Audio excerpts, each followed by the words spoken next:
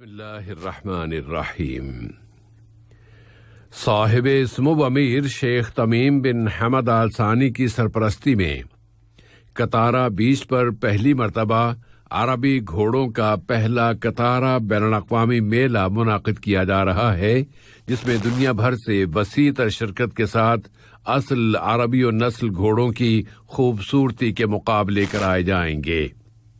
کتارا کے director general doctor خالد بن ابراہیم السلیتی نے بتایا ہے کہ عربی گھوڑوں کے اس پہلے کتارا بین الاقوامی میلے میں مختلف ایونٹس منعقد کیے جائیں گے۔ مجلس شورا کے اسپیکر اور کرپشن کے خلاف پارلیمانی ممبران کی عالمی تنظیم کے سربراہ جناب احمد بن عبداللہ بن زید آل محمود کی صدارت میں اس تنظیم کی ایگزیکٹو کمیٹی کا اجلاس منعقد کیا گیا ہے۔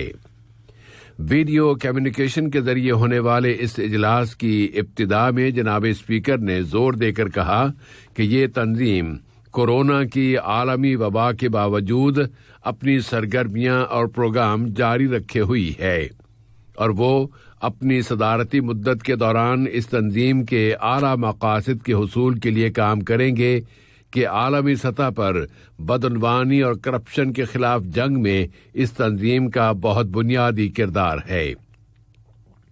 انہوں نے اعلان کیا کہ بدعنوانی اور کرپشن کے خلاف پارلیمانی ممبران کی عالمی تنظیم کا دفتر دوحہ میں تیار ہو گیا ہے، اور اس دفتر کے باضابطہ افتتاح کے بعد اس تنظیم کا سیکریٹریٹ بھی عنقریب یہاں منتقل ہو جائے گا۔ کمیٹی نے اپنے اس اجلاس میں سن 2021 اور 2022 کے لیے تنظیم کی حکمت عملی، اس کے عملی پروگراموں اور اقوام متحدہ و بین الاقوامی پارلیمانی یونین کے ساتھ مل کر ان کی مشترکہ سرگرمیوں پر بحث کی ہے۔ قطر کی مسلح افواج کے chief of staff general pilot Ghanim bin Shaheen Al Ghanim نے امریکی سینٹرل کمانڈ کے کمانڈر جنرل کینتھ میکنزی کی جانب سے ایک ٹیلی فون کال وصول کی ہے۔ اس رابطے میں فوجی شعبے میں دو طرفہ تعلقات اور انہیں مزید فروغ دینے کے وسائل کا جائزہ لیا گیا ہے۔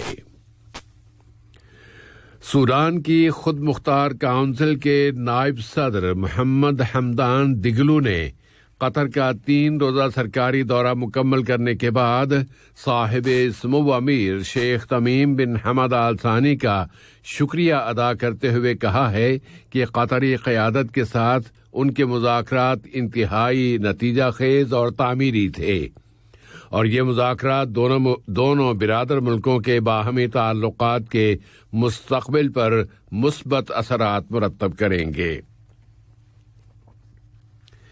فلسطینی عوام کے مختلف اضلاع اور ان کے مختلف گروپوں نے صاحب سمو امیر شیخ تمیم بن حمد آل ثانی کی جانب سے غزہ کی پٹی میں فلسطینی بھائیوں کی مدد کے لیے $360 ملین کی رقم مختص کر دینے کو بہت قیمتی بتایا ہے۔ حماس تحریک نے اس مالی عطیے پر صاحب سمو امیر کا شکریہ ادا کیا ہے۔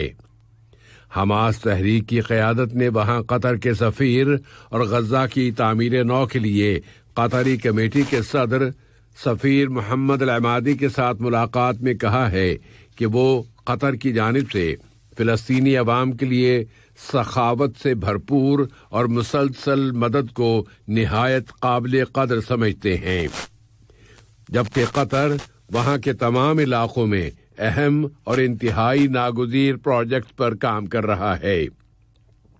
ان میں سڑکوں کی تعمیر، بنیادی ڈھانچے یعنی انفراسٹرکچر، بجلی کے علاوہ انسانی امداد اور صحت کے شعبے کے منصوبے شامل ہیں۔ اطلاعات کے مطابق غزہ کی پٹی کی تعمیر نو کے لیے قطری کمیٹی کل جمعرات کے روز سے غزہ کی پٹی کی 100,000 یعنی 1,00,000 فیملیز میں نقد امداد کی تقسیم شروع کر رہی ہے۔ ملک میں کورونا وائرس کی تازہ ترین صورتحال کے حوالے سے وزارت صحت عامہ نے اعلان کیا ہے کہ یہاں کورونا وائرس کے مزید 375 کیسز رجسٹر ہوئے ہیں، جبکہ 158 مریض اب صحت یاب ہو گئے ہیں۔ اس طرح قطر میں اس بیماری سے شفا پانے والوں کی کل تعداد اب 1,46,111 ہو گئی ہے۔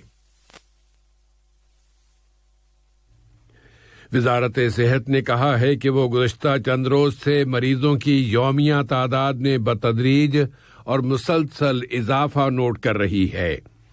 اس نے کہا ہے کہ یہ اضافہ ملک میں اس وائرس کے پھیلاؤ کی دوسری لہر کا پیشگی اشارہ ہے۔ اس نے متنبہ کیا ہے کہ اگر اس وائرس کے متاثرین کی تعداد اور اسپتالوں میں داخل ہونے والے کورونا مریضوں کی تعداد میں اضافہ اسی طرح جاری رہا تو پھر نئی پابندیاں بھی عائد کی جا سکتی ہیں اور ماضی میں لگائی گئی پابندیاں بحال بھی کی جا سکتی ہیں۔ بتایا گیا ہے کہ وزارت صحت عامہ، وزارت داخلہ اور وزارت تجارت و صنعت آج بدھ کی رات 9 بجے کورونا سے متعلق تازہ ترین صورتحال کے بارے میں ایک مشترکہ اخباری کانفرنس منعقد کر رہی ہیں۔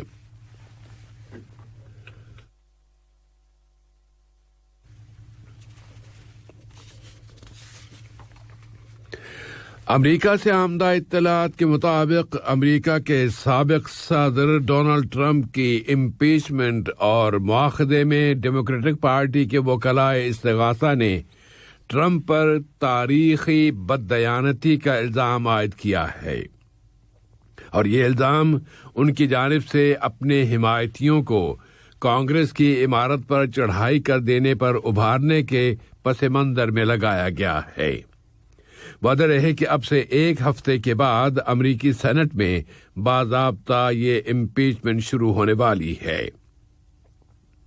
فریق مقدمہ کے ابتدائی بیان میں یعنی پلیڈنگ میں ٹرمپ کو قصوروار ٹھہرانے کا مطالبہ کیا گیا ہے کہ امریکہ کے عوام کو ایک ایسے صدر سے بچانا ضروری ہے جو ڈیموکریسی کو ناکام بنانے کے لیے تشدد کو ذریعہ بناتا ہے۔ واضح رہے کہ یہ وکلاء استغاثہ امریکہ کے ایوان نمائندگان اور سینٹ میں ڈیموکریٹک پارٹی کے ممبر ہیں۔ اب ایران کے ایٹمی مسئلے کی طرف آتے ہیں۔ ایران کے وزیر خارجہ محمد جواد ظریف نے تجویز پیش کر دی ہے کہ ان کا ملک اور امریکہ دونوں ایٹمی سمجھوتے پر عمل درآمد ایک ہی وقت میں شروع کر دیں۔ ادھر امریکہ کے وزیر خارجہ نے کہہ دیا ہے کہ اس ایٹمی سمجھوتے کی طرف امریکہ کی واپسی میں کچھ وقت لگے گا، کہ اس کی اور اس کی ایویلیویشن کے لیے وقت درکار ہے۔ دراصل یورپی یونین ایران پر عائد پابندیاں اٹھانے کے موضوع پر امریکی انتظامیہ کے ساتھ بات چیت کر رہی ہے، اور ایران سے متعلق ہی ایک اور خبر کہ ایرانی انتظامیہ نے جنوبی کوریا کے آئل ٹینکر کے حملے کو ایران سے روانہ ہو جانے کی اجازت دے دی ہے۔ اس آئل ٹینکر کو گزشتہ مہینے کے اوائل میں وہاں حراست میں لے لیا گیا تھا۔ ایران کے اس اقدام کو انسانی اقدام قرار دیا جا رہا ہے۔ میانمار کی تازہ ترین صورتحال پر بحث کے لیے اقوام متحدہ کی سلامتی کونسل نے کل رات بند کمرے میں اپنا ایک اجلاس منعقد کیا ہے۔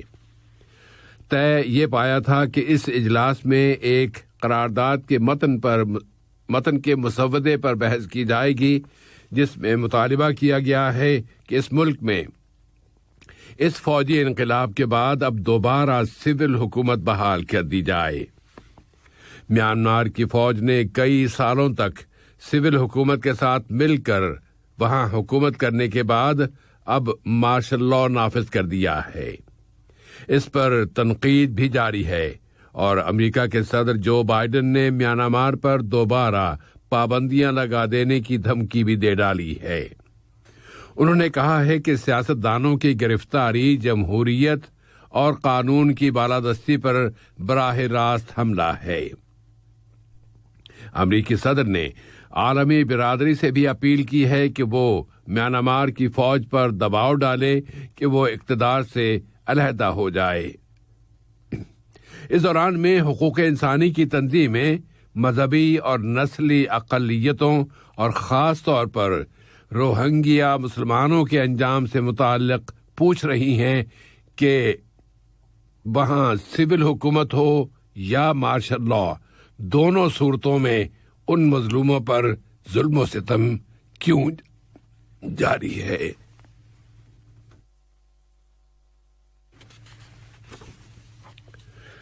اور آج روس کی ایک عدالت نے اپوزیشن لیڈر الیکسی نافالی کو سن 2014 کے ایک مقدمے کی وجہ سے اس پر عائد شرطوں کی خلاف ورزی کرنے پر 3.5 سال قید کی سزا سنا دی ہے۔ نافالی کے حامیوں نے اس سزا کے سنائے جانے کے فوری بعد مظاہروں کی اپیل کر دی ہے۔ واشنگٹن، لندن، برلن اور پیرس نے روسی انتظامیہ سے مطالبہ کیا ہے کہ نافالی کو فوری طور پر رہا کر دیا جائے، اور روس نے ان ملکوں کے اس مطالبے کی مذمت کرتے ہوئے کہا ہے کہ یہ اس کے اندرونی معاملات میں مداخلت ہے۔ اور آج کے اس نشریے کی آخری خبر یہ ہے کہ اطالوی پریزیڈنسی نے اعلان کیا ہے کہ صدر سرجیو مٹاریلا آج بدھ کے روز یورپی سینٹرل بینک کے سابق سربراہ ماریو ڈراگی کے ساتھ ملاقات کرنے والے ہیں۔ خیال کیا جاتا ہے کہ اس ملاقات میں وہ ڈراگی کو ملک کی نئی کابینہ تشکیل دینے کی ذمہ داری سونپیں گے، ایک ایسی کابینہ جو اٹلی کو وہاں کے وزیر اعظم جوزیپے کونٹی کے استعفے کی وجہ سے پیدا ہونے والے سیاسی بحران سے نکال سکے۔ آج کے یہ نشریہ ختم ہونے سے قبل اہم خبروں کا خلاصہ ایک مرتبہ پھر پیش خدمت ہے۔